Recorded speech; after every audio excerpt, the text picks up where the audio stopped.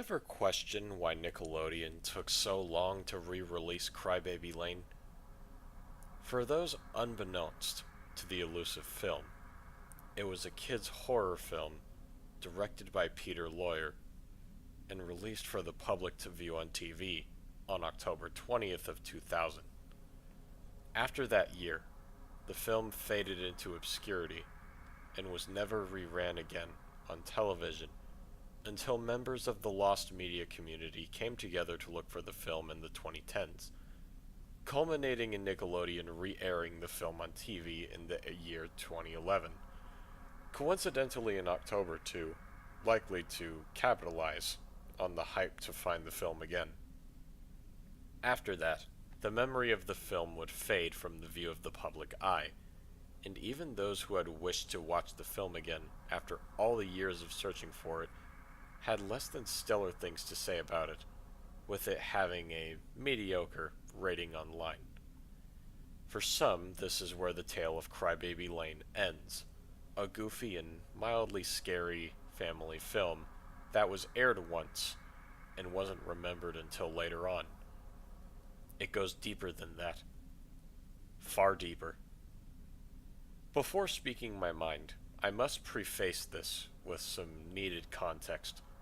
Upon release, the film was heavily scrutinized by parents for being too dark and or graphic for children's television, and thus Nickelodeon wished to avoid the controversy and buried the film, never speaking of it again.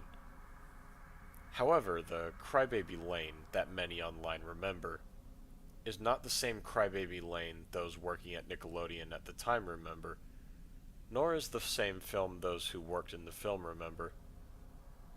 The film many remember within media circles was dubbed the Lawyer Cut, due to it being directed and written by Peter Lawyer and the other writers who worked on the project, whilst the film is indeed a real film that can be watched online now. The film in question I'm about to talk about is almost entirely different. When the movie was in its early production stages, there was a deep division amongst the staff of Nickelodeon for the direction of the movie. Peter Lawyer wished to make the film akin to a family film, with some horror elements, like the Indiana Jones movies, or the Goonies, whilst many at Nickelodeon at the time supported and worked with Lawyer. There were some who opposed it, and wished to make their own project, with the name of the project being the only shared thing between the views of the two teams. The movie worked on by Lawyer would be finished and taken out of production hell by October of 2000. However, the mysterious other project under the same name would fall out of sight for those working at Nickelodeon. I dubbed the time of the film's production to be production hell, because the behind-the-scenes fighting was unlike anything I had ever heard of yet, at least from my sources. Whilst those who were on Lawyer's side wanted to make the film in live action, some started working on both 2D and 3D animations, depicting their visions for what they believed the film should be, which meant communications between various writers and directors at the time was tedious, to put it lightly. With all of the internal strife at the time, Nickelodeon and Peter Lawyer himself even considered restarting the film from scratch, or canning it altogether. However, the higher-ups at Nickelodeon had other plans. Seeing the competing Cartoon Network at the time and how their shoes were succeeding by a margin, Nickelodeon was once the kingpin of children's broadcasting, needed to step up their game to be able to compete in the market. Noticing the more laid-back and relaxed approach CN took to their shows, with most of them appealing to a more child-centered fan base, Nickelodeon decided that in order to compete, they have to expand the reach of their consumer base beyond children to earn more in the market. This would be noticeable with the more slapstick and somewhat edgy shows on Nickelodeon at the time, such as Ren and Stimpy, Rocko's Modern Life, and eventually Invader Zim, later down the line in 2001. During the gap between the release of Rocco's Modern Life, Courage the Cowardly Dog, and Invader Zim, Nickelodeon had a newfound success with their shows and was competing better in the market prior to the release of those shows. Whilst the controversy would surround Ren and Stimpy due to its perverted creator, these allegations would mostly be sidelined in favor of talking about the success of Nickelodeon at the time, with the appeal to teens and even young adults being made apparent with how far some of the shows mentioned would go. During this time, however, the higher-ups at Nickelodeon, as well as certain writers and animators, wanted to see how far they could push their shows, as it seemed that shows considered dark and or immature seemed to make a lot of money for Nickelodeon. However, those who are aware of Nickelodeon's history at the time may know, nothing too much interest in this category would be released, with Nickelodeon reverting to making more children-oriented shows like CN again. This is where it all comes back to Crybaby Lane. Nickelodeon wanted to test the creativity of its staff at the time, and thus split the project into two groups, after seeing the strife. Those who wanted to make their own films separate from lawyers were given their own cubicles plus department, and free creative reign over the project, whilst lawyers' team was put on a lease to see what the writers in a lawyers' group would have to offer. This ended the strife with the groups now seemingly getting on with their own projects now. However, Nickelodeon seemingly began to lose interest in the free reign cut of the movie, and thus, Peter Lawyer's movie was chosen to have all their focus placed on it. However, the higher-ups at the time never explicitly canned the aforementioned free reign cut. After interviewing 3 ex-staff at the time, I feel it would be best to let them explain their experiences better, as I myself wasn't involved with the production of the film. Each interviewee has wished to have their identities kept secret, and will from now on be referred to by aliases they curated for themselves. Cleaner Boy. I never was a high-up guy in the studio. I was a janitor for multiple departments. However, I always got a good look on the ongoing events in the studio. I was always pleased to see the banter between writers, animators, etc., as it seemed like a calm and pleasant atmosphere to work in. I couldn't say the same for those working on Crybaby Lane. Let me tell you now, that out of all my years as a cleaner, the shit that went on in the department that worked on that project was beyond me. Animators spilled coffee and water on the daily, some falling asleep on the job and getting yelled at by the director, with some even crying and getting angry over being overworked. I chalk this up to most of the people in that department either being new with writing scripts for live-action films, or due to them being interns of newly hired people who had just got the job. Either way, the place was a fucking wreck every time I got there. I remember one evening in particular that always stayed with me. One of the storyboard directors there got into an altercation with the director over the direction of the story. He'd only say one thing to her constantly: this needs more edge, this needs more depth, and it certainly needs more of a plot. Whilst what I said right now might sound like constructive criticism, when coming from a sleep-deprived fat drunk, you'd probably say otherwise. The poor woman lobbed with all sorts of abuse from the fat bastard, with him even yanking some of the storyboard sheets from her and chucking them onto the floor. I felt like I should have said something that day, but it was already near the end of my shift, and I didn't want to cause any more conflict. I vaguely remember asking if she was okay. However, I've long since forgotten her name, and she used to tell me a lot about this, and the messed up stuff he used to do. After that, though, there was only really one other incident that I could remember that stood out to me. Oh God, where do I even begin? I was working overtime on the same day, I believe, and I heard from one of the guys working on the project that there was going to be a screening of sorts for the invigilators to the higher-ups, or whatever you call them. It was supposed to be 3 concepts for whatever the heck the movie was supposed to be. I never got the chance to see what was going on in there, but needless to say, the Invigilators weren't very impressed with what had happened. Whilst vivid disappointment and anger could be used to describe them, I could say the same for that poor guy who was in there with them. Whether he was either an intern or a junior writer, I don't know, but going off of his looks must have recently joined. I entered the room after the verbal fight between the staff, and the poor guy was under the table cowering, whilst the writers were heading off and shit-talking the Invigilators. I figured he must have been yelled at by either the Invigilators or the other writers, but what didn't make sense was him murmuring something under his breath. I tried to talk to him and even offered a hand to him, but he just burst into tears. After that day, I never saw that kid again. Ladle. I'll just skip right to the chase. I was a storyboard artist at the department during the production of the movie. For being a film written by degenerate drunks who spent all day faffing around in the offices, they sure as hell knew how to make everyone feel uncomfortable. I remember one day at my cubicle quite well. I remember being approached by one of the senior writers of the film who was clearly out of it at the time. His eyes were dilated and bloodshot, and he moved like an action figurine. The worst part was his stench. Fucking Christ, it was awful.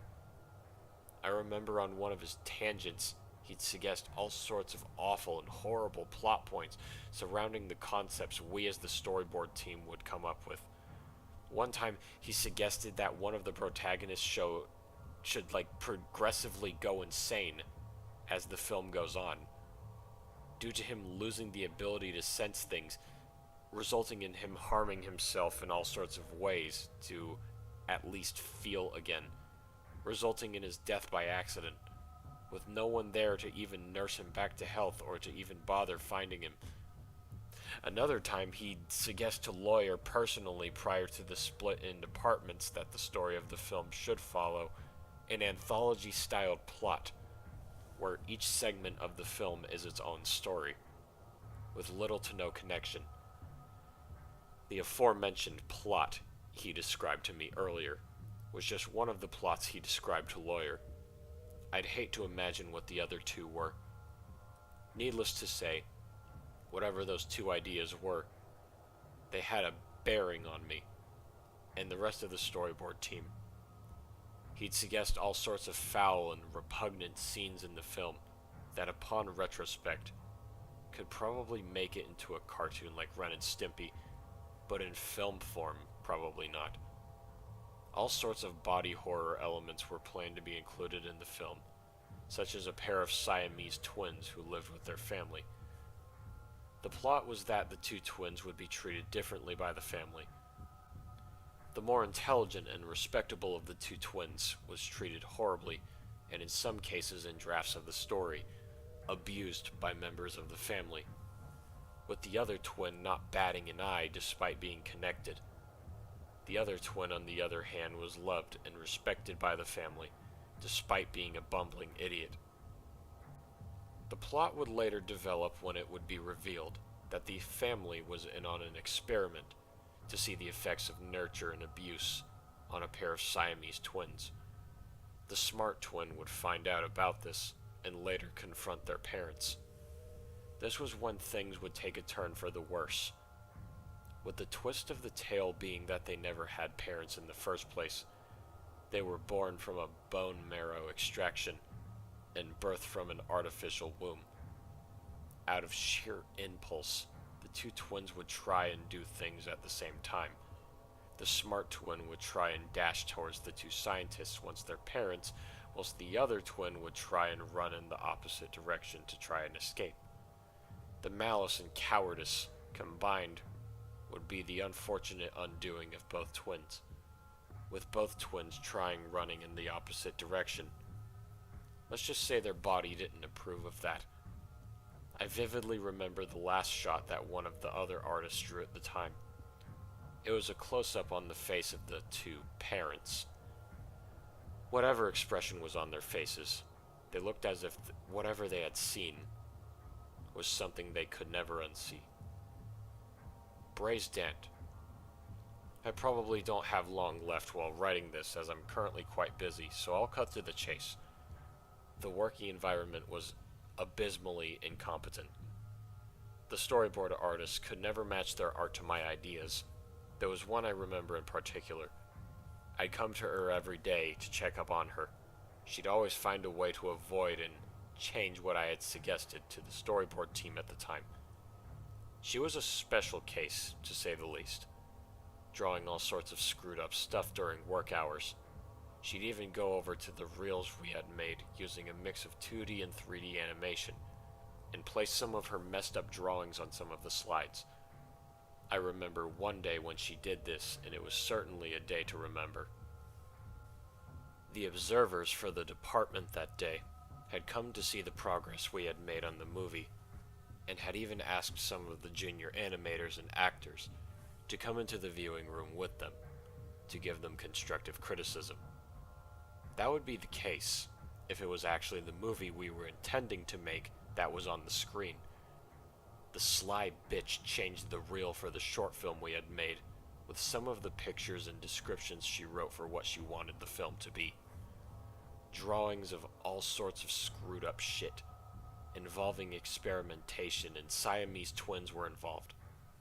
It made me and the junior animator in the room want to puke. Due to the reel being short, it was over after around 5 to 6 minutes, and the observers were not pleased, to say the least. One of them screamed and yelled for almost half an hour trying to figure out who had changed the reel, which led to one of the junior animators crying, and the other guys in the room talking smack about him. I didn't know how to feel at this point. I decided to leave the room with everyone else. However, I did catch a glimpse of someone entering the room after all of us had left, but the one animator who was crying. I didn't bother to say anything as I was beyond pissed at that moment, knowing the chance we could get some bloody praise for what we do was taken from us again. That night, I stayed up all night, and even had a few beers to numb down the self-doubt I had at the time over all of this, and if the project was ever going to succeed at all. It was in my half-conscious state that I remembered I had forgotten my phone at the department that night. I decided to sit on it for a few hours before I decided to go out and spare myself having to go to Lost and Found the next morning and risk being late for work and getting chewed out. To my surprise, 2 people were still in the department at that time. The janitor and, well, her. The janitor I could understand. He was likely paying overtime, and didn't get it paid enough for the crap he'd have to sit through on a near-daily basis. However, there wasn't an option for overtime for the animators at that time, not the actors. I decided to confront her, and to say I was livid was an understatement. Me, in my drunken state, swore like a sailor at her, and asked her why she did what she did earlier that day. She just smiled and picked something up from her desk. The storyboards from earlier. Without hesitation, and filled with anger at the time, I had enough. I yanked the perverse storyboards from her hands and threw them to the ground. After that, I blacked out. Though, I remember one other thing from that night. The janitor must have said something to her. "Belle, are you all right?" And that was Crybaby Lane Retake, written by Djdeadpig 6934. Review time. Okay, this is a rewrite of a story from the Creepypasta Historical Archive, and I'm gonna be honest here, this is much better than whatever that old one was. See, in the original Crybaby Lane story, it has a stupid, annoying libel against some real person that worked on the movie, and the writing makes them out to be a piece of awful. Don't ever do that in your story. at all, that's a bad idea. But as for the contents of the story itself and why it is good, I will get to how right now. I really liked the concept of every interviewee having some sort of like hate, like disliking towards each other. Like for example, Beray's Dant talks about Ladle in a bad way. Ladle talks about Beray's Dant in a bad way, because like Ladle talks about how Braze is a fat drunkard and how he comes up with awful ideas for the movie. Meanwhile, Braze talks about how she pitches disgusting storyboards involving Siamese twins and jealousy and stuff. Something that shouldn't, like, really be a Nickelodeon movie. And also, I like the overall connections between the janitor and a certain someone that was in that viewing room. It was like a junior animator that was crying. I like how it was brought up by some of the interviewees, including him. That was interesting. I liked that. But then we get to the ending. See, I get it. He was drunk and he grabbed the storyboards, threw them on the ground, and but then he blacks out for some reason. And then there's the line from the janitor, "Belle, are you all right?" What is that about? See, I can understand the janitor knowing Ladle's real first name. Maybe I'm pretty sure he's referring to her. Let's all be real here. But how and why did Braze black out? Was he hit in the head by the janitor? Was he like so drunk that he passed out of drunkenness? Like it's not really explained. I feel like the I could bring this story rating up much higher if that was added. That's pretty much the only flaw I have, is like we don't know why Braze blacks out in the end. Um but yeah, with that being said, my final rating for this story is a an 8.5 out of 10. It was very good, but the ending could have been better. The ending is an important part of the story, very important part, and yeah, I feel like it can be fixed easily. But with that being said, this is simply my personal opinion. We all have our opinions regarding these pastas. What did you think of the pasta? What would you have done to improve upon it? And as always, I will see you all in the next narration. I love you all. Bless.